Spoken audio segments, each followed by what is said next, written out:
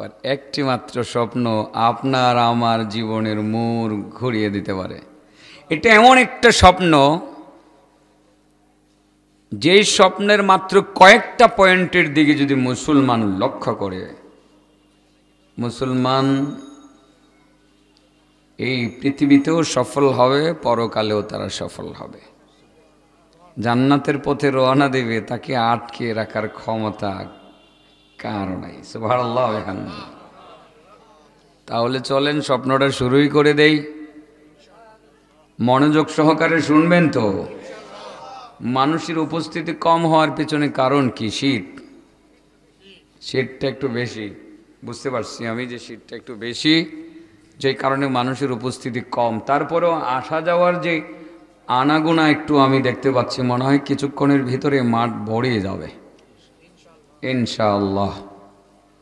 কারণ এই মাহফিলটার বৈশিষ্ট্য একটু অন্যরকম।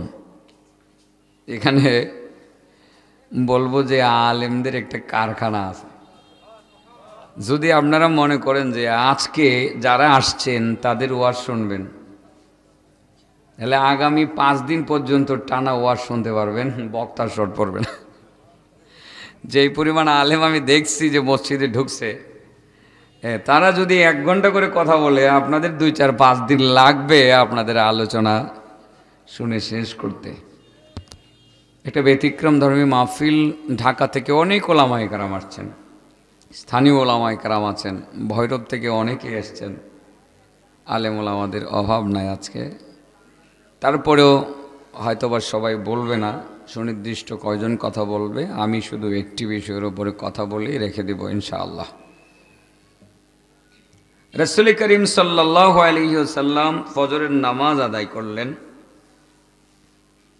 নামাজ আদায় করার পরে সাধারণত আপনাদের ইমাম সাহেব কি করে? ফজরের নামাজ পড়ে মুসল্লিদের দিকে ঘুরে মাঝে মধ্যে 2-1টা মাসলা বলে, মাসাইল বলে, অথবা একটা হাদিস বলে বা একটা সূরা শিখিয়ে দেয়। কোনো সময় সেটা না হলেও মুসল্লিদের মনের কথা শুনে।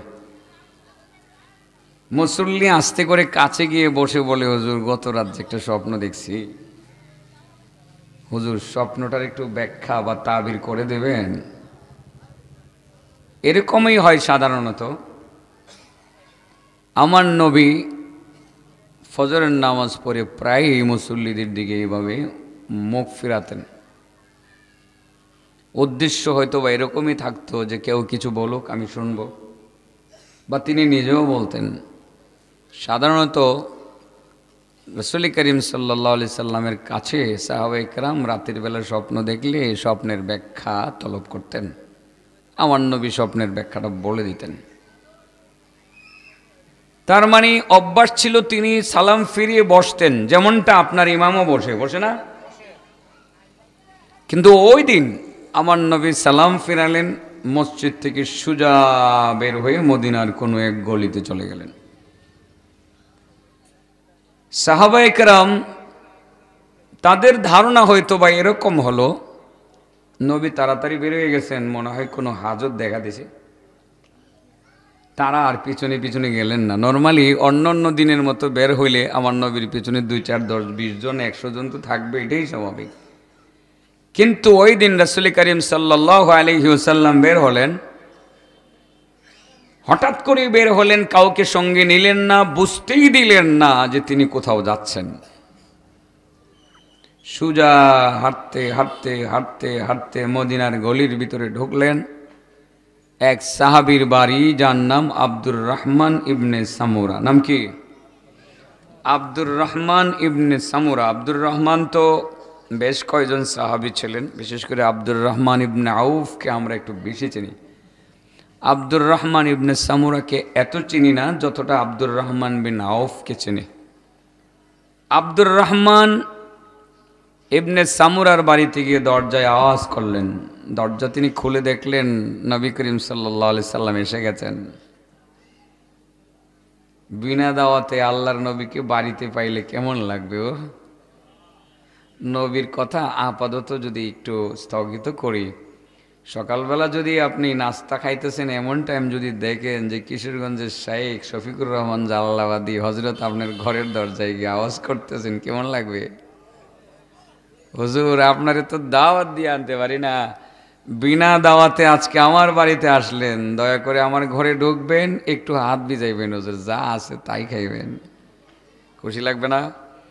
ঠিক ওই সাহাবী আমার নবীকে বাড়ির গেটে পেয়ে কতটা খুশি হইলেন বলেন তো? অনেক বেশি খুশি হয়ে বললেন, ইয়া রাসূলুল্লাহ, কথার কথা আমরা বলি মেঘ না চাহিতে বৃষ্টি, আরে আমি তো যা চাই নাই, কল্পনাও করি নাই, যা তা আজকে হয়ে গেল। ইয়া রাসূলুল্লাহ, ইয়া হাবিবাল্লাহ, বিনা দাওয়াতে আমার বাড়িতে আপনার আগমন, আমি যার পর নাই খুশি হইয়া গেলাম। ইয়া রাসূলুল্লাহ, আমি ভাবতেও পারি নাই। দরজা খুলে আল্লাহর রাসূলকে পেয়ে ঘরের দিকে তাকিয়ে দেখলেন হয়তোবা তার ঘরটা আলোকিত হয়ে গেছে। নবীর দিকে তাকিয়ে বললেন, ইয়া রাসূলুল্লাহ, নিশ্চয় কোনো কারণ আছে আপনি আমার বাড়িতে আসলেন, তা না হয় বিনা দাওয়াতে এইভাবে এই সময়ে আমার বাড়িতে আপনার আসার কথা না। ইয়া রাসূলুল্লাহ, ইয়া হাবিবাল্লাহ, কেন আসছিলেন যদি কারণটা আপনি আমাকে বলতেন আমি খুশি হইতাম।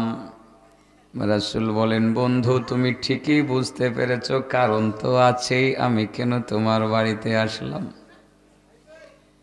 ইয়া রাসূলুল্লাহ, নিশ্চয়ই কারণ আছে, তাহলে কারণটা আপনি বলে ফেলেন।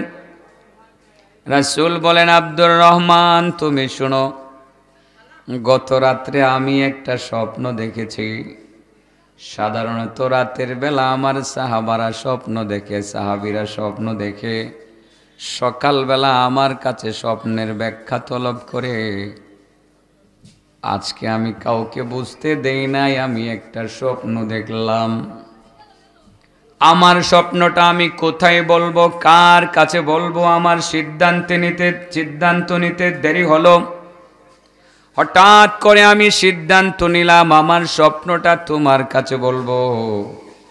সেজন্য আমি সঙ্গে করে কাউকে নিয়ে আসি নাই, আবু বকরকে সঙ্গে আনি নাই, উমর আলী উসমান কাউকে সঙ্গে আনি নাই, একা একা তোমার বাড়িতে চলে আসলাম আমার স্বপ্নটা তোমারে শোনানোর জন্য। তুমি যদি অনুমতি দাও আমার স্বপ্নটা আমি তোমার কাছে খুলে বলবো। আব্দুর রহমান ইবনে সামরা বলেন, ইয়া রাসূলুল্লাহ, আমার তো মনে হয় এই মুহূর্তে আমি পৃথিবীর সবচেয়ে বড় ভাগ্যবান মানুষ, কারণ আমি এমন এক আল্লাহর বান্দা যার কাছে সর্বকালের সর্বশ্রেষ্ঠ মহামানব আল্লাহর বন্ধু হাবিবুল্লাহ মুহাম্মাদুর রাসূলুল্লাহ তার স্বপ্ন বলার জন্য আসছে। আপনার স্বপ্ন বলার জন্য আপনি আমাকে নির্বাচিত করেছেন, এত বড় বড় সাহাবাদেরকে রেখে, আবু বকরের মতো সাহাবী রেখে, ওমরের মতো সাহাবী রেখে, আলী উসমানের মতো সাহাবী রেখে, আবু হুরায়রার মতো সাহাবী রেখে, এত বড় বড় সাহাবীদেরকে রেখে আপনি আমাকে মনোনীত করলেন আপনার স্বপ্ন বলার জন্য। ইয়া রাসূলুল্লাহ, আমার মনে হয় আমি হইলাম এই পৃথিবীর মধ্যে সবচেয়ে বড় ভাগ্যবান মানুষ। ইয়া রাসূলুল্লাহ, দয়া করে আপনার স্বপ্নটা বলুন, আমি আপনার স্বপ্ন শুনব, প্রতিটা পয়েন্ট শুনে শুনে সেখান থেকে শিক্ষা গ্রহণ করব যদি আপনি বলেন। বিশাল বড় স্বপ্নের আমি মাত্র 60টা পয়েন্ট বাছাই করে আপনাদের জন্য এখানে রেখেছি। কটা বলবো? 60টা পয়েন্ট বলবো। আল্লাহু আকবার। এক একটা পয়েন্ট হাজারো কোটি লক্ষ কোটি মণিমুক্তার চেয়েও শ্রেষ্ঠ। এমনও কিছু পয়েন্ট আছে রে বাবা, একটা পয়েন্ট যদি আপনি ধরে রাখতে পারেন জাহান্নামের আগুনকে আপনি মুহূর্তের মধ্যে নিভিয়ে দিতে পারবেন। এমনও পয়েন্ট এখানে আছে, একটা একটা করে বলবো। কয়টা পয়েন্ট বলবো? ইমাম শামসুদ্দিন আবু আবদুল্লাহ ইবনুল কাইয়িম আল জাওজি কিতাবে লেখছেন হাদিসটা সনদ নিয়ে। কথা তো আমাদের মধ্যে থাকবেই। মৌলভী সাহেব যারা আমরা আছি, নিজের মন মতো না হইলে বলি হাদিসটা দুর্বল, আমরা এরকম বলি না? সর্বশেষ হাদিসটার সনদ নিয়ে মন্তব্য করেছেন হুসাইন আহমদ মাদানী রহমতুল্লাহ আলাই। তিনি বলছেন, আমার জানা মতে হাদিসটার সনদ হাসান পর্যায়ে আছে। অতএব কারণে হাসান পর্যায়ে থাকলে আমাদের এই হাদিস বর্ণনা করতে কোনো সমস্যা নাই। আল্লাহর নবী বলেন, আব্দুর রহমান, যেহেতু তুমি আমার স্বপ্ন শুনতে চাও, তোমার কাছে আমার স্বপ্নটা বলবো, তুমি মনোযোগ সহকারে শুনবা। 1 নম্বরে আমি স্বপ্ন দেখছিলাম, আমার একজন উম্মতের সামনে আজরাইল এসে হাজির হয়ে গেল। আজরাইল হাজির হয়ে আমার উম্মতের জান কবজ করার জন্য ধাওয়া করতে শুরু করলো। এই মনে হয় আমার উম্মতকে ধরে ফেলবে, ধরে ফেলবে, ধরতে পারতেছে না। আর আমার উম্মত দৌড়তে আছে, দৌড়তে আছে, দৌড়তে আছে, কিছুতেই আজরাইলের কাছ থেকে নিজেকে রক্ষা করতে পারবে বলে মনে হচ্ছিল না, দৌড়তে আছে। 7 নম্বর পর্যন্ত যাওয়ার আগে আপনাদের একটু বিরক্তি লাগবো, এরপরে ভালো লাগবো। 1 নম্বরে কি দেখলেন? একজন উম্মতকে কে দৌড়াইতে আছে? আর আজরাইলে দৌড়াইলে কি থুয়ে যাইব না লইয়ে যাইব? হ্যাঁ, আজরাইল আসলে থুয়ে যাইব না, লইয়ে যাইব। আল্লাহর নবী বলেন, ও আমার সাহাবী আব্দুর রহমান, আমি আর একটু সামনে অগ্রসর হলাম। আর একটু সামনে অগ্রসর হইয়া আমার আরেকজন উম্মতকে আমি দেখতে পাইলাম। আমার সেই উম্মতকে শয়তান বড় ত্যক্ত বিরক্ত করতে আছে। ধাক্কা দিয়ে ডান দিকে ফেলে দেয়, ধাক্কা দিয়ে বাম দিকে ফেলে দেয়, সামনে ফেলে দেয়, পিছনে ফেলে দেয়। আমার উম্মত শত চেষ্টা করেও শয়তানের আক্রমণ থেকে নিজেকে রক্ষা করতে পারতেছে না। কটা হইল?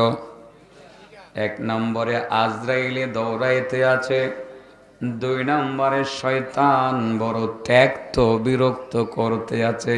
সিরিয়াল মনে রাখলে ভালো লাগবে। আশা করি বাড়িতে কিছু নিয়ে যাইতে পারবেন, মজার কিছু নিতে পারবেন যদি খালি সিরিয়াল মনে রাখেন। 1 নম্বরে আজরাইলে দৌড়াইতে আছে, 2 নম্বরে শয়তান বড় ত্যক্ত বিরক্ত করতে আছে। আল্লাহর নবী বলেন, আমার সাহাবী আব্দুর রহমান আর একটু সামনে অগ্রসর হলাম। সামনে গিয়ে আমি দেখতেছিলাম আমার আরেকজন উম্মতের কাছে আযাবের ফেরেশতা, কবরের আযাবের ফেরেশতা এসে হাজির হয়ে গেছে। হাজির হয়ে বলে, আল্লাহর বান্দা,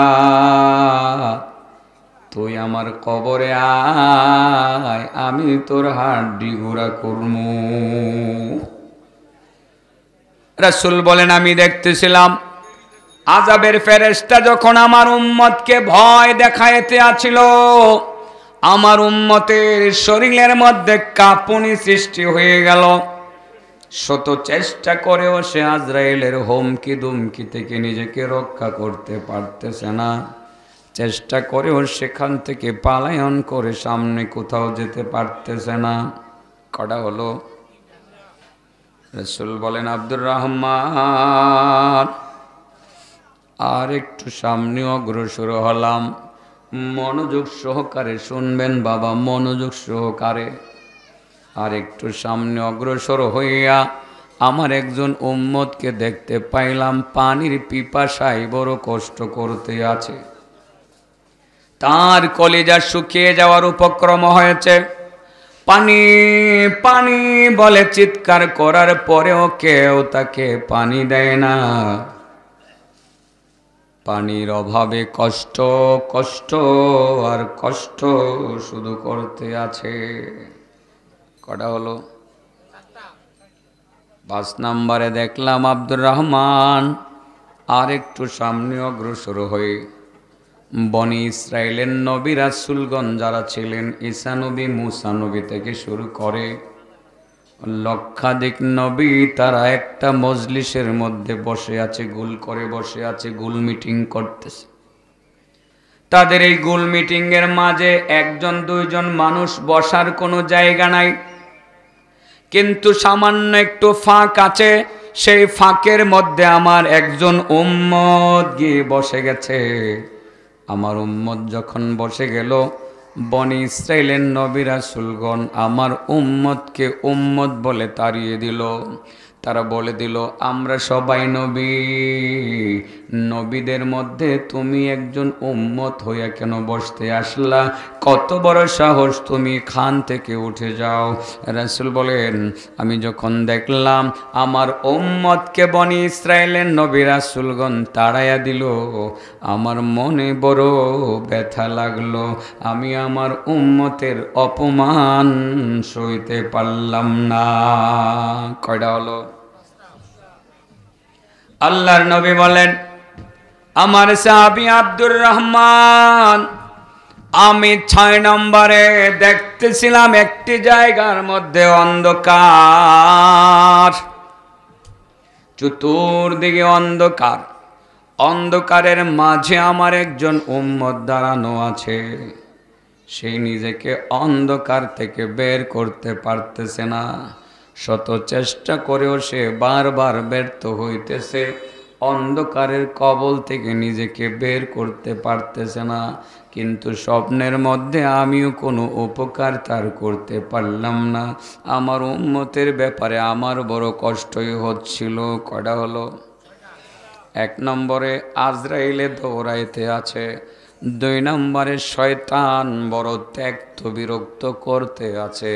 3 নম্বরে আরেকজন উম্মতকে কবরের আযাবের ফেরেশতা বড় ভয় দেখাইতে আছে। 4 নম্বরে একজন উম্মত পানির জন্য হাহাকার করতেছে। 5 নম্বরে একজন উম্মত বনি ইসরাইলের নবী রাসূলদের মাঝে বসেছে, নবী রাসূলগণ তাকে তাড়িয়ে দিছে। আর 6 নম্বরে একটি জায়গা দেখলাম অন্ধকার, সেই অন্ধকারের মাঝে আমার একজন উম্মত নিমজ্জিত হয়ে আছে। শত চেষ্টা করেও সে অন্ধকার থেকে নিজেকে বের করতে পারতেছে না। সিরিয়াল মনে থাকবো কিনা? নবী বলেন, আব্দুর রহমান, আমি আর একটু সামনে অগ্রসর হলাম। আর একটু সামনে অগ্রসর হয়ে 7 নম্বরে দেখতেছিলাম একটি জায়গা, চতুর্দিকে আগুন, আগুন, আগুন, আগুন। সে আগুনের মাঝে আমার একজন উম্মত দাঁড়ানো আছে। তার মানে চতুর্দিকে আগুন হলেও মাঝে কোনো আগুন ছিল না। আমার উম্মত সেখান থেকে বের হতে চাইলে যেদিকে যায় সেদিকে আগুন, সামনে গেলে আগুন, পিছনে গেলে আগুন, ডানে গেলে আগুন, বামে গেলে আগুন। আমার উম্মত শত চেষ্টা করেও আগুন থেকে নিজেকে বের করতে পারতেছে না। আমার বড় কষ্ট লাগছিল। কয়টা হলো বাবা? 7 নম্বর পর্যন্ত থেমে গেলাম। আগুন নিভে গেলাম ইনশাল্লাহ। আজকা পয়সা কিয়ের আগুন? চুলার আগুন, গ্যাসের চুলার, কিসের আগুন? হ্যাঁ, ইনশাল্লাহ ব্যবস্থা করে থুয়ে যাবো। রেডি? সবাই রেডি ইনশাল্লাহ? মাত্র 7টা পয়েন্ট শুনলাম, এবার একটু ব্যাখ্যা শুনি, ঠিক আছে না? আব্দুর রহমান ইবনে সামুরা বলেন, ইয়া রাসূলুল্লাহ, ইয়া হাবিবাল্লাহ, স্বপ্ন তো শুনলাম, শুধু স্বপ্নই শুনলাম, কিন্তু স্বপ্নের ব্যাখ্যাও শুনলাম না, শিক্ষাও শুনলাম না। নবী গো, এই স্বপ্নের মধ্যে আমার জন্য কি আছে? আপনার উম্মতের জন্য কি শিক্ষণীয় বিষয় আছে? যদি আপনি একটু বলতেন তবে আমরা শিক্ষা গ্রহণ করতাম।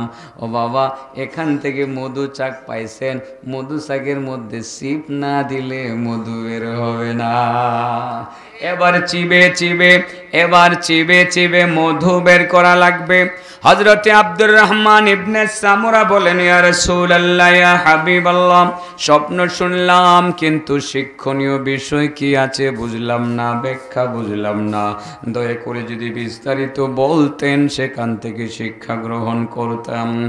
নবী বলেন, আব্দুর রহমান, এখনই তোমার কাছে সব ব্যাখ্যাগুলো আমি বিস্তারিতভাবে বলে দেব, শিক্ষণীয় বিষয়গুলো বলে দেব। আব্দুর রহমান, আমি যে প্রথম দেখতেছিলাম আমার একজন উম্মতের কাছে আজরাইল এসে তাকে ধাওয়া করতেছে, এই মনে হয় ধরে ফেলবে, ধরতে পারতেছে না, আমার উম্মত হাঁফাইয়া গেছে। আজরাইল ধরতে আসলে ধরে নেবে, আজরাইল কাউকে খাতির করবে না রে বাবা। আপনার বাবা নাই, আপনার দাদা নাই, আপনিও থাকবেন না, আমার বাবা নাই, আমিও থাকবো না। আজরাইল যেদিন আসবে কাউকে খাতির করবে না। কুল ইয়াতাওয়াফফাকুম মালাকুল মাউতিল্লাযী ওয়াক্কিলা বিকুম ثم إلى ربكم ترجعون ولو ترى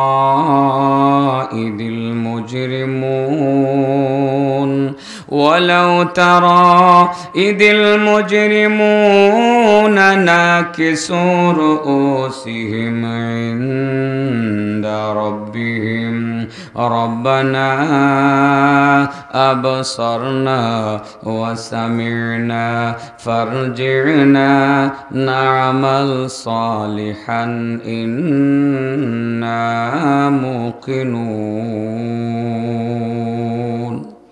ও নবী, দুনিয়ার মানুষকে জানিয়ে দাও তোমাদের মৃত্যুর দায়িত্বে নিয়োজিত আছেন একজন ফেরেশতা যাকে মালাকুল মাউত বলা হয়। সেই মালাকুল মাউত যখন তার ডিউটি পালন করবে অবশ্যই তোমাদেরকে আল্লাহর দরবারে চলে যেতে হবে। বাবার ডাক আসলে না গিয়ে পারবো না। নবী বলেন, আব্দুর রহমান, আমি প্রথম যে দেখতেছিলাম আমার একজন উম্মতের কাছে আজরাইল এসে গেছে। আজরাইল এসে তাকে ধাওয়া করতেছে, এই মনে হয় ধরে ফেলবে, ধরতে পারতেছে না, এই মনে হয় ধরে ফেলবে, ধরতে পারতেছে না, এই মনে হয় ধরে ফেলবে, ধরতে পারতেছে না। হঠাৎ করে আমি তাকাইয়া দেখলাম আমার উম্মতের মাঝে আর আজরাইলের মাঝে একটা দেয়াল এসে দাঁড়িয়ে গেল। এমন একটা দেয়াল, সুবহানাল্লাহ বলেন, একটা দেয়াল এসে দাঁড়িয়ে গেল।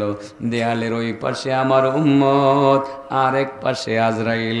ওই দেয়ালের মধ্যে লেখা উঠল খিদমাতুল ওয়ালিদাইন, খিদমাতুল ওয়ালিদাইন, পিতামাতার খিদমত, পিতামাতার সেবা, পিতামাতার সেবা নামক দেয়ালটা যখন আমার উম্মতের মধ্যে আর আজরাইলের মধ্যে দাঁড়িয়ে গেল, আমি মুহূর্তের মধ্যে আজরাইলকে হারিয়ে ফেললাম। বহু তালাশ করার পরেও আমি আজরাইলকে আর পাইলাম না। তার মানে হলো আমার সাহাবী আব্দুর রহমান, মনে রাখবাম, আমার উম্মতের মধ্যে যেই সমস্ত উম্মতেরা মা বাবার যত্ন করে তাদেরকে সন্তুষ্ট করবে, তাদের সেবা করে তাদেরকে সন্তুষ্ট করবে, আল্লাহ রাব্বুল আলামিন তার হায়াতের মধ্যে বরকত দিয়ে দিবে। সুবহানাল্লাহ বলেন। তার মানে হায়াতে জিন্দিগিতে বরকত চাও, মা বাবার খেদমত করে খুশি করো। এক নাম্বার, এটার উপরে ব্যাখ্যা আজকে দিতাম না, টার্গেট হলো আমার 7 নম্বর। পানি ডালন লাগবো, আগুনের মধ্যে কি ডালন লাগবো? পানি ঢেললে নিবাই এলাম লাগবো। এই ব্যবস্থাটা করবার লেগেই 7 নম্বর পর্যন্ত থামছি আর কি আমি, নাহলে নাম্বার তো 50-এর উপরে। এই স্বপ্নের কিতাবের নামও তো কইছি, পাইবেন তো খুঁজা দেখবেন। আজকেও দেখি যে ওই যে এই ভিডিও করে কাটা, ওই যে এই যে এইটা দুইটা যে একসাথে লাগাইছে, এটার ভিডিওর মধ্যে হুজুর আসল কথা তাড়াতাড়ি কই, আসল কথা তাড়াতাড়ি কই না, আমি আসল কথা লাস্টে কই। এইটা বললে দিও তোমার ইউটিউবাররা মানুষের যে ইলা আসল কথা লাস্টেই কইব।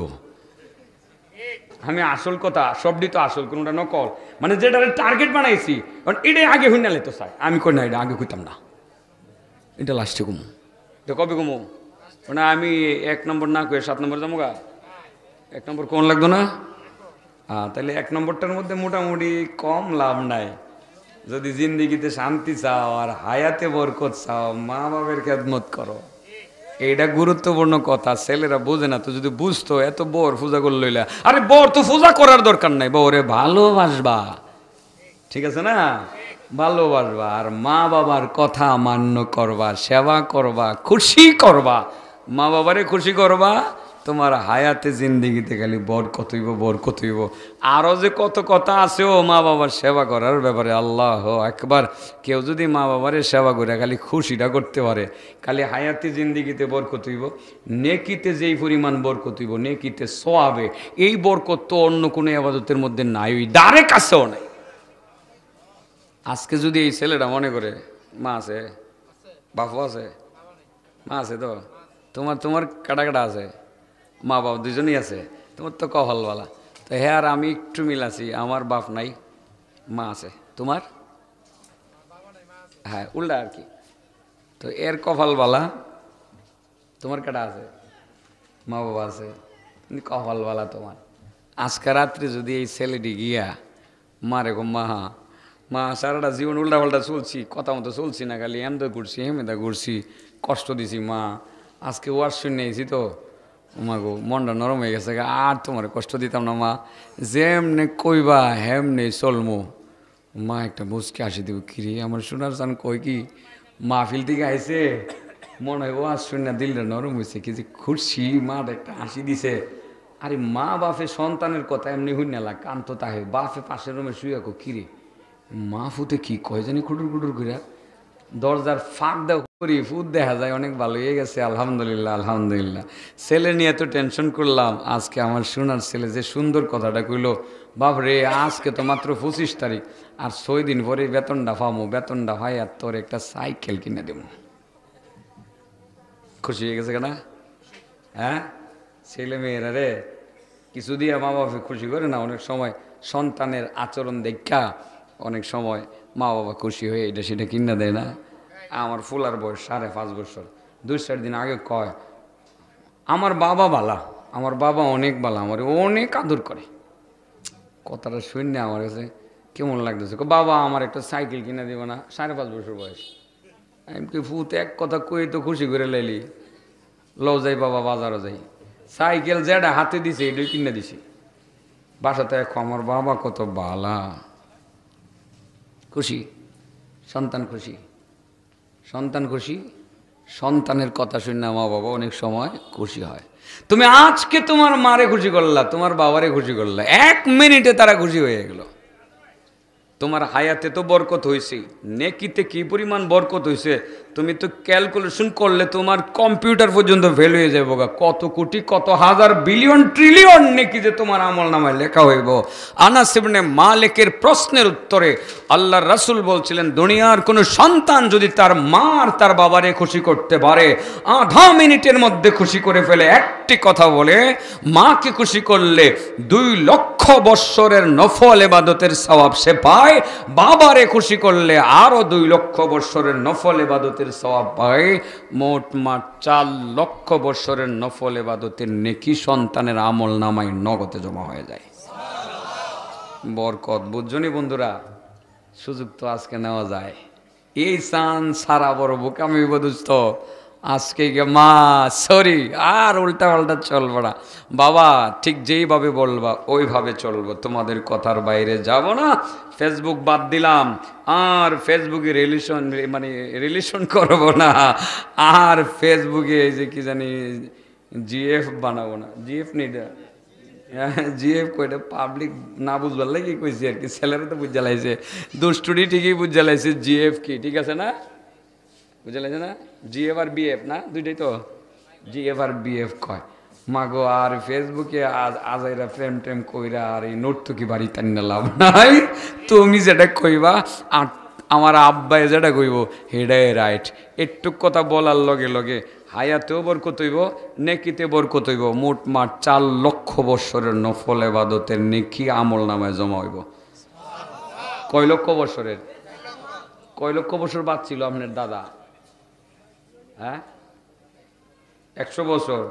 হাজার হইছে না তো লক্ষ হইব কোন সময়? এই লক্ষ বছর হায়াত পাইছে পৃথিবীতে এরকম কোনো তথ্য আমার কাছে নাই, পাবে বলে এরকম ধারণাও আমার নাই। আপনি 4 লক্ষ বৎসরের নফল নামাজের নেকির চিন্তা করবেন বন্ধু, আপনার মারে খুশি করবেন আর বাবারে খুশি করবেন। হায়াতে তো বরকত হইবই, আল্লাহ বরকত দিয়ে দিব। স্বপ্নের পয়েন্ট কয়টা খুশি? তো সময় তো মাত্র আমার 1 ঘন্টা, ওনলি সময় আছে আর আমার হাতে 22 মিনিট। এই 22 মিনিট হইলে 1 ঘন্টা পুরো হয়ে যাবো। এর ভিতরে 7টা শেষ করানো লাগতো না? 7টায় কইতাম না, যে 2-3টা কইয়া রেখে দিব। তো 7 নম্বর না করলে তো আসলটাই কওয়া হইল না, ঠিক আছে না? এটা যেহেতু টার্গেট, একটার থেকে আরেকটা বেশি গুরুত্বপূর্ণ। এই জন্যই বলছিলাম একটি মাত্র স্বপ্ন আমার আর আপনার জীবনের, প্রতিটা মুসলমানের জীবনের মধ্যে বড় ধরনের পরিবর্তন এনে দিতে পারে। আমাদের হেদায়েতের জন্য এতটুকুনই যথেষ্ট, জান্নাতে যাওয়ার জন্য এতটুকুনই যথেষ্ট। যদি একটি স্বপ্ন আজকে ঘরে তুলতে পারেন ইনশাআল্লাহ। আল্লাহর নবী বলেন, আমার সাহাবী আব্দুর রহমান, আমি যে 2 নম্বরে দেখতেছিলাম আমার একজন উম্মত যাকে শয়তান বড় ত্যক্ত বিরক্ত করতে আছে, মনে আসেনি? ডান দিকে ধাক্কা দিয়ে ফেলে দেয়, বাম দিকে ফেলে দেয়, সামনে ফেলে দেয়, পিছনে ফেলে দেয়। রাসূল বলেন, আব্দুর রহমান, আমার উম্মত শত চেষ্টা করে সেই শয়তানের আক্রমণ থেকে নিজেকে রক্ষা করতে পারতেছে না। আমি হঠাৎ করে তাকিয়ে দেখলাম আমার সেই উম্মতের মাঝে আর শয়তানের মাঝে একটি দেয়াল এসে দাঁড়িয়ে গেল। দেয়াল আগে আসছিল একটা, আরেকটা দেয়াল এসে দাঁড়িয়ে গেল। যেই দেয়ালের মধ্যে লেখা উঠল, হাজা জিকরুল্লাহ, ও আল্লাহর বান্দা, এটা তোমার জিকিরের দেয়াল। যেই মাত্র জিকির নামক দেয়ালটা দাঁড়িয়ে গেল, রাসূল বলেন, আব্দুর রহমান, শয়তান যে কোন জায়গায় পালাইলো, সেকেন্ডের জন্য আমি আর শয়তানকে খুঁজে পাইলাম না। তার মানে হলো আব্দুর রহমান, আমার উম্মতেরা যদি শয়তানকে তাড়াইতে চায়, শয়তানকে যদি দৌড়াইতে চায়, শয়তানের আক্রমণ থেকে যদি বাঁচতে চায়, তার আর জিকির করা বড় জরুরি। তার মানে জিকির হলো এমন ইবাদত যে ইবাদতের মাধ্যমে শয়তানকে দৌড়ানো যায়। শয়তানকে দৌড়ানোর জন্য আমার উম্মতের কোনো কামান দাগাইতে হবে না, কোনো অস্ত্র ব্যবহার করতে হবে না। জিকির যদি আমার উম্মত শুরু করে দিতে পারে, শয়তান যে কোথায় পালাইবে তারে আর খুঁজে পাওয়া যাবে না। অনেকে জিগায় যে হুজুর, শয়তানে যে খালি মনের মধ্যে ধোঁকা দে, শয়তানটারে সরামু কেমনে আর দৌড়ামু কেমনে? বাবা, শয়তান দৌড়ানোর জন্য কোনো বিশেষ অস্ত্র দরকার নাই। মনের ভিতরে ওয়াসওয়াসা শুরু হয়ে গেল, শয়তান খালি ডিস্টার্ব করতেছে, শুরু করবেন, লা ইলাহা ইল্লাল্লাহ, লা ইলাহা ইল্লাল্লাহ, লা ইলাহা ইল্লাল্লাহ, লা ইলাহা ইল্লাল্লাহ, লা ইলাহা ইল্লাল্লাহ, লা ইলাহা ইল্লাল্লাহ, লা ইলাহা ইল্লাল্লাহ, লা ইলাহা ইল্লাল্লাহ, লা ইলাহা ইল্লাল্লাহ, লা ইলাহা ইল্লাল্লাহু মুহাম্মাদুর রাসূলুল্লাহ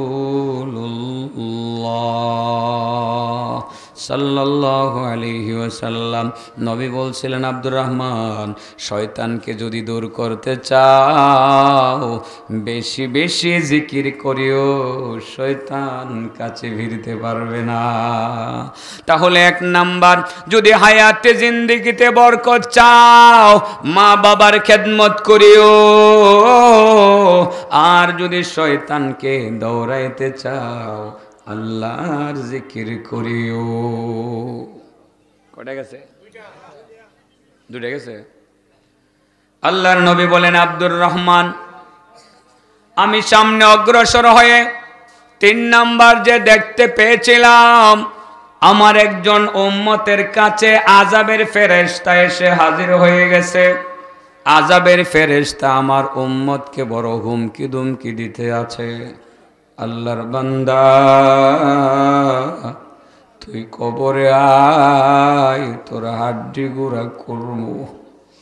আযাবের ফেরেশতা যদি কয় তুই কবরে আয়, তোর হাড্ডি গুঁড়া করমু, দুনিয়াতে এমন কথা বললে বন্ধু বান্ধব আত্মীয় স্বজন আগাইয়া আসে, কিন্তু ওখানে যদি সত্যি ফেরেশতা মারতে শুরু করে, বাঁচানোর জন্য কেউ আগাইয়া আসবে না। রাসূল বলেন, আমার উম্মতকে আমি দেখতেছিলাম, ফেরেশতার কথা শুনে তার শরীরের মধ্যে কাঁপুনি শুরু হয়ে গেল, কাঁপতে শুরু করলো, মনে হয় কাঁপতে কাঁপতে সে মাটিতে পড়ে যাবে। হঠাৎ করে আমি তাকাইয়া দেখলাম আমার উম্মতের মাঝে আর সে আযাবের ফেরেশতার মাঝে আরেকটা দেয়াল এসে দাঁড়িয়ে গেছে। সুবহানাল্লাহ বলেন, সুবহানাল্লাহ। আরেকটা দেয়াল এসে দাঁড়িয়ে গেছে, যেই দেয়ালের মধ্যে লেখা উঠেছে আসসালাতু আসসালাতু আসসালাতু আসসালাতু আসসালাত। নামাজ নামাজ নামাজ নামাজ নামাজ। 5 ওয়াক্তের নামাজের দেয়ালটা যখন সামনে দাঁড়িয়ে গেল, রাসূল বলেন মুহূর্তের মধ্যে আমি দেখলাম আযাবের ফেরেশতা যে কোথায় গেল তারে আমি আর সেকেন্ডের জন্য খুঁজে পাইলাম না। তার মানে আব্দুর রহমান, আমার উম্মতের মধ্যে যেই সমস্ত উম্মতেরা 5 ওয়াক্তের নামাজ যথা সময়ে গুরুত্ব সহকারে আদায় করবে, আযাবের ফেরেশতা তার কবরের কাছে ভিড়তে পারবে না। তার মানে হলো 5 ওয়াক্তের নামাজ 5টা বড় বড় দেয়ালে রূপান্তরিত হয়ে যাবে। আযাবের ফেরেশতা আমার উম্মতের কবরের ভিতরে ঢুকতেই পারবে না। তার মানে হলো আমার উম্মতেরা, তোমরা যদি কবরের আযাব থেকে বাঁচতে চাও তবে 5 ওয়াক্তের নামাজ যত্ন সহকারে আদায় করিও।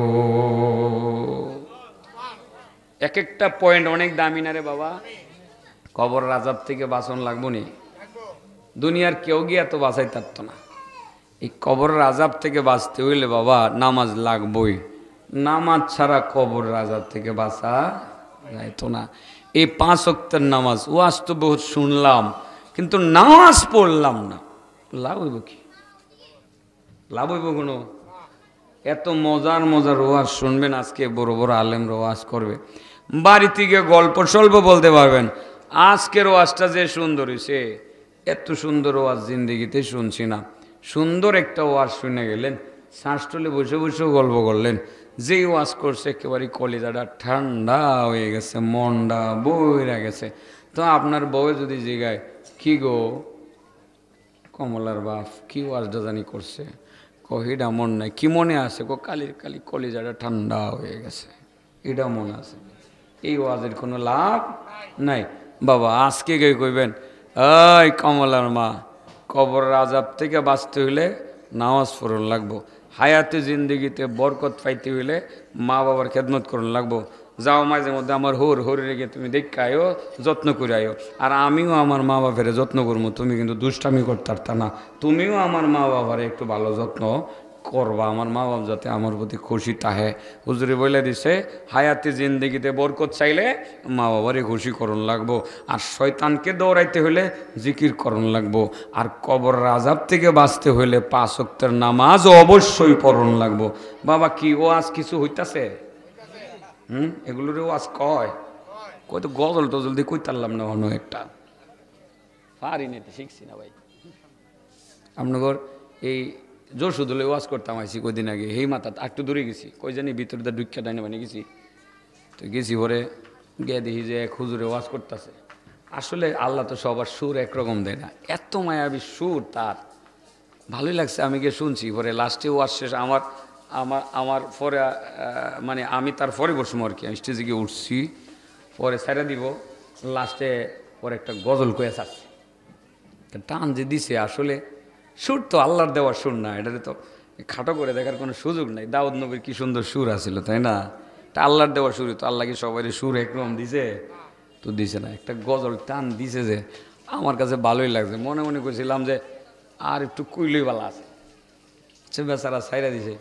পরে ওয়াজ যখন আমি ছাড়লাম, তারপরে সারার পরে এক শ্রোতা খারি গেছে, হুজুর এই পর্যন্ত যত হুজুর আইছে আজকে বয়ান করতে, সবাই শুরুতেও একটা গজল কইছে, লাস্টে একটা গজল কয়ে সারছে। গজল না কো গেজল। তো হুজুর এখন আপনি তো রাইখা দিছেন, মোনাজাত করে দিবেন। হুজুর আপনি একটা গেজল কোন লাগবো, এই না। পরে আমি কই বাবা আমার বাপেও গজল জানে না, আমি জানি না, এটা আমি শিখছি না। গজল সেটা অবশ্যই বলবে বিভিন্ন সময়, কিন্তু ওয়াজ মাহফিলে যে গজল বলতে হবে মাঝে মধ্যে, এটা যে সুন্নত, এই সুন্নতটা আমি কোনো কিতাবে পাইছি না। যদি আমার এই আলেম বড় বড় আলেমরা ভাইয়া তাহে যে ওয়াজের শুরুতে মাঝে একটু গজল গাওয়া সুন্নত বা গজল গাওয়া সুন্নত, তাইলে সুর যে মনে হোক শিক্ষালাই তার মুখ।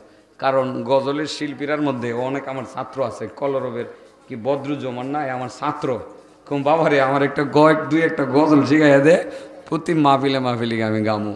হ্যাঁ, গজলকে আমি খাটো করছি না, কিন্তু আমাকে মাফ করবেন, সুর গজল গাবে, কিন্তু ওয়াজ মাহফিলের মধ্যে যে আমাকে শুরুতেও বলতে হবে, মাঝেও বলতে হবে, লাস্টেও বলতে হবে, আমাকে আরও 10 মিনিট 20 মিনিট সময় ওখানে আমাকে নষ্ট করে ফেলতে হবে, আমার মনে হয় এটা কোনো সুন্নতের আওতায় পড়ে না। ওয়াজ তো ওয়াজেই, এটার মধ্যে থাকবে নসিহা, যেটাকে নির্দেশনা থাকবে, নির্দেশনা থাকবে যে কি করব। তো আমরা কিন্তু ইতিমধ্যে 2-3টা নির্দেশনা পেয়ে গেলাম। প্রথমত মা বাবাকে খুশি করতেই হবে। সেকেন্ড, আমাদের শয়তান দূর করার জন্য জিকির করা লাগবে। থার্ড, কবরের আযাব থেকে বাঁচতে হলে নামাজ অবশ্যই পড়তে হবে, তাও 1 ওয়াক্ত পড়লে চলবে না, 5 ওয়াক্ত পড়তে হবে, ঠিক না? ফাঁকে আরও কিছু তথ্য জেনেছি, মা বাবারে আধা মিনিটের মধ্যে খুশি করতে পারলে 2 লক্ষ মোটমাট 4 লক্ষ বছরের নফল এবাদতের নেকি পাওয়া যায়। তার মানে খুশি করলে হায়াতে জিন্দেগিতে যেমন বরকত হয়, নেকি আর সোয়াবের মধ্যেও কি হয়? বরকত হয়। এই ছেলেরা, মা বাবারে খুশি করন তো, আজকে গিয়ে সরি বলতে হবে, এই ঠিক আছে নি? মাশাআল্লাহ, ছেলেরা তো কথা শুনে। আরে তোমরা যদি খালি ঠিক হয়ে যাও গা, আমরা তো এই জায়গাতেই সার্থক। তোমরা ঠিক হয়ে গেলে গা, এই আকাম কোকাম যা ঢাকা শহরে খারুইয়া বুইয়া করতেছে, এটি করতে না তো। ওই ট্রান্সজেন্ডার নামে যেটা করতেছে, সমকামী, ওই হেরারে বৈধ করার জন্য, যেটা বৈধ করার জন্য বহু আগে, আজ থেকে 1000 বছর আগে আর্জেন্টিনা ব্রাজিলে কিন্তু রাষ্ট্রীয় একটা স্বীকৃতি দিছিল। ইতিহাস গাইডটা দেখেন আপনারা, সমকামী বিবাহ বৈধ ঘোষণা দিছিল। যেদিন একটা গির্জার মধ্যে সমকামী যুগলের বিবাহ পড়াইতে গেছিল, ওই দিন একটা ভূমিকম্প হয়ে এট এ টাইম এক জায়গায় 50,000 মানুষ মাটির নিচে চাপা পড়ে মৃত্যুবরণ করেছিল। আল্লাহর গজব আসার কারণ ট্রান্সজেন্ডার নামে শরীফ থেকে শরীফা হয়ে যাওয়ার যে একটা শখ আঁকতেছে আমাদের ছেলেদেরকে মেয়ে বানানোর, মেয়েদেরকে ছেলে বানানোর, অর্থাৎ রাস্তাঘাটে অবাধ চলাফেরা করার একটা কৌশল তারা করতেছে। এটা চালু হয়ে গেলে আল্লাহর গজব নামতে বেশি দেরি হইতো না। বুঝাইতে পারছি কথাটা? এই ছেলেগুলো যদি সঠিক হয়ে যায়, ঠিক হয়ে যায়, ইনশাল্লাহ ওরা তাদের সেই স্বপ্ন বাস্তবায়ন করতে পারবে না। বইয়ের পাতা ছিঁড়ালাইছে, আর আমি তো বলবো বইয়ের পাতা শুধু ছিঁড়বে না, যারা হাতে অন ইসলামিক লেখাটা লেখছে তাদের আঙ্গুল পর্যন্ত কাটতে দেবে। ছেলেদের পক্ষে সম্ভব। এই ছেলেগুলোর এই জন্য একটু বেশি বেশি হেদায়েতের ওয়াজ করতেছি আর কি আমরা। তোমরা ঠিক হয়ে যাও, সব ঠিক। শরীফ থেকে বলে শরীফ হয়ে যাগা। চিন্তা করেন কেমন বিকৃতি ঘটছে মানুষের, মানসিক বিকৃতি ঘটছে তাদের মাথার মধ্যে। ছোট থাকতে বাচ্চা হে নিজে আসলে সিদ্ধান্ত নিতে পারবে না সে ছেলে না মেয়ে, এটা বড় হইলে নেমন লাগবে। এরপরে সে চিন্তা করে কইব যে আমি ছেলে না মেয়ে। যদি সে মনে মনে চিন্তা করে আমি ছেলে, তাইলে ছেলে। যদি মনে মনে চিন্তা করে আমি মেয়ে, তাইলে মেয়ে। দেখুন কথা হইল, এত চিন্তা করে দোয়া করে আল্লাহর কাছে চাই আনলাম, আল্লাহ একটা ছেলে দেও। 10 বছর পরে হুজুর আইসে পড়ছে, আলহামদুলিল্লাহ। হুজুর সামনে চেয়ার দেন না, দেখে যে চেয়ার তো আছে। এত কত ছায়া একটা ছেলে আনছি আমি, 2টা মায়ার পরে হুজুর একটা ছেলে আনছি আল্লাহর কাছে ছায়া, আল্লাহ একটা ছেলে দেও। হ্যাঁ, যদি 12 বছর পরে কয় যে আমি মনে মনে মেয়ে, কেমন কষ্টটা লাগবো বাপের অন্তরে? কষ্ট লাগতো না? তোরে আমি ছেলে ছায়া আনলাম রে ফুত, তুই আবার মায়া হইলে কোন সময়? কষ্ট লাগতো না? তো এমনটাই তো শুরু করে দিতেছে, মনে হইতেছে আল্লাহ আমাদের এই বাঙালি জাতি বাংলাদেশের হেফাজত করে, সবাই বলে না আমিন। আমরা এগুলো মানতাম না, জীবনও মানতাম না, জীবনও মানতাম না। বইয়ের পাতা ছিঁড়ছি, প্রয়োজনে তোর আঙুল কেটালাম, এগুলো বাস্তবায়ন হতে দিতাম না। স্বপ্ন কি 7টা কইলাম? 1 ঘন্টার টাইম হুজুর, আর কি 10টা মিনিট সময় নিতাম? 10 মিনিটে 7টা শেষ করতাম, টেনশনের কোনো কারণ নেই। কয়টা জানি গেছে? 3টে গেছে গা। 4 নম্বর, আল্লাহ রাসূল বলেন, আব্দুর রহমান, আমি যে দেখছিলাম আমার একজন উম্মতের পানি পিপাসা লাগছে, পানি পায় না। কি পায় না? পানি পায় না, কোথাও পানি পায় না, হাহাকার পানির জন্য, কেউ তাকে পানি দেয় না। পানির জন্য কলিজা ফেটে চৌচির হয়ে যাওয়ার উপক্রম হয়ে গেল, কেউ পানি দেয় না। এরই মধ্যে আমি হঠাৎ করে তাকিয়ে দেখলাম, একটু আগে দেখছিলাম কি দেয়াল, একটা সাইনবোর্ড এসে দাঁড়িয়ে গেছে। কি দাঁড়াইছে? সাইনবোর্ড এসে দাঁড়িয়ে গেছে। কি দাঁড়াইছে? সাইনবোর্ডের মধ্যে লেখা উঠছে সিয়াম সিয়াম সিয়াম, রোজা রোজা রোজা। রোজা নামক সাইনবোর্ডটা যখন দাঁড়িয়ে গেল, আমি দেখলাম কে যেন তার কাছে আসলো, সামনে একটা কূপের মতো সৃষ্টি হয়ে গেল, কে যেন তার হাতে ধরলো, আর সেই কূপ থেকে পানি উঠাইয়া ঠান্ডা পানি পান করাইয়া তার কলিজা ঠান্ডা করে দিল। রাসূল বলেন, আব্দুর রহমান, তার মানে হলো আমার যেই সমস্ত উম্মতেরা রমজানের রোজা রাখবে, হাসরের ময়দানে পানির জন্য কষ্ট করতে হবে না। আমি নবী নিজে তাকে হাউজে কাউসারের পানি উঠাইয়া ঠান্ডা পানি পান করাইয়া তার কলিজা ঠান্ডা করে দিব। হায়াতে জিন্দিগিতে বরকত পাওয়ার জন্য মা বাবার খেদমত করা লাগবে, শয়তানকে দৌড়ানোর জন্য জিকির করা লাগবে, কবরের আযাব থেকে বাঁচতে হলে নামাজ পড়া লাগবে, হাসরের মাঠে হাউজে কাউসারের পানি পান করতে হলে রোজা রাখা লাগবে। আব্দুর রহমান, 5 নম্বরে দেখতেছিলাম একটি জায়গা, বনি ইসরাইলের নবী রাসূলগণ গোল মিটিং করতে আছে, এরই ফাঁকে আমার একজন উম্মত গিয়ে ঢুকে গেছে, আমার উম্মতকে তারা দৌড়াইয়া দিছে, এখান থেকে আমার উম্মতকে সরাইয়া দিছে। আমার উম্মতের অপমান আমার সহ্য হইল না। এরই মধ্যে হঠাৎ করে আমি তাকাইয়া দেখলাম আমার উম্মতের সামনে আরেকটা সাইনবোর্ড এসে দাঁড়িয়ে গেছে। সুবহানাল্লাহ বলেন। আরেকটা সাইনবোর্ড এসে দাঁড়িয়ে গেছে, যে সাইনবোর্ডের মধ্যে লেখা উঠেছে গোসলুল জানাবা, জানাবাতের গোসল। জানাবাতের গোসল মানে শরীর নাপাক হয়ে যাওয়ার পরে পবিত্রতা অর্জন করার জন্য যে গোসলটা করা হয়, ওই গোসলটাকে বলা হয় জানাবাতের গোসল। এক কথায় ফরজ গোসল। আরও সহজে যদি বলি, পবিত্রতার সাইনবোর্ড এসে দাঁড়াইছে। রাসূল বলেন, যখন তার সামনে পবিত্রতার সাইনবোর্ড এসে দাঁড়িয়ে গেছে, আমি দেখলাম কে যেন আমার উম্মতের হাতে ধরেছে। আমার উম্মতের হাতে ধরে আর বনি ইসরাইলের নবী রাসূলদের কাছে বসাইছে না, বরং আমি নবী মুহাম্মদ মুস্তাফার সাথে বসাইয়া দিছে। সুবহানাল্লাহ বলে।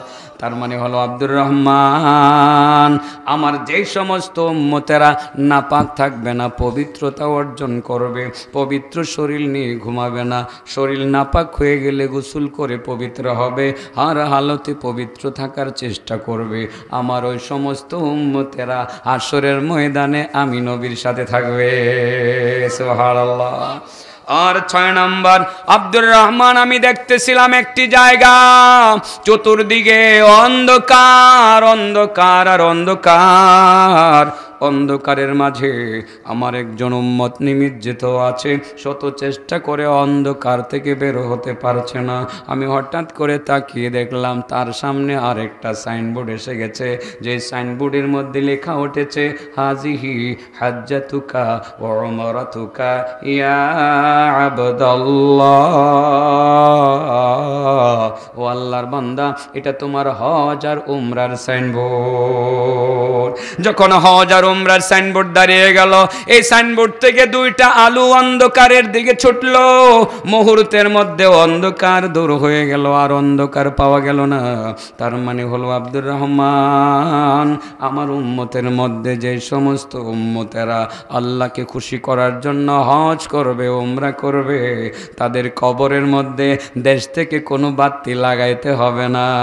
এই কবরের মধ্যে হজ আর উমরা দুইটা বাতি হয়ে থাকবে, কিয়ামত পর্যন্ত তার কবরটা আলোকিত হয়ে থাকবে, কবর আর অন্ধকার হবে না।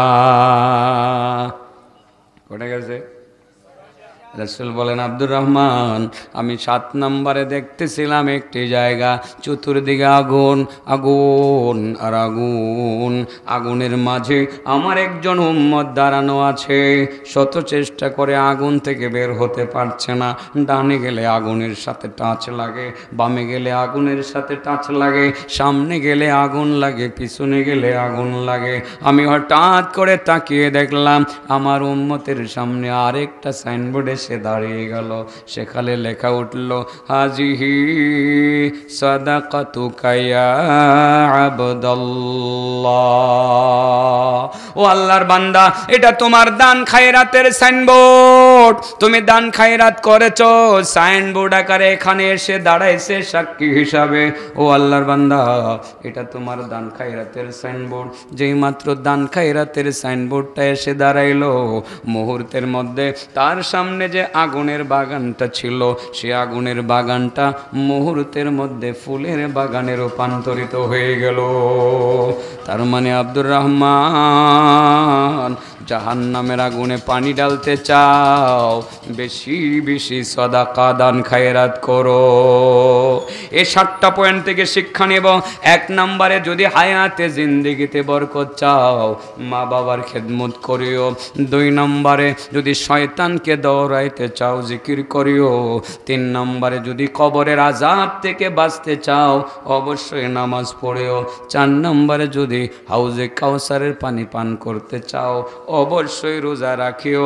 5 নম্বরে, যদি হাসরের ময়দানে নবীর সাথে থাকতে চাও, পবিত্র হালতে থাকিও।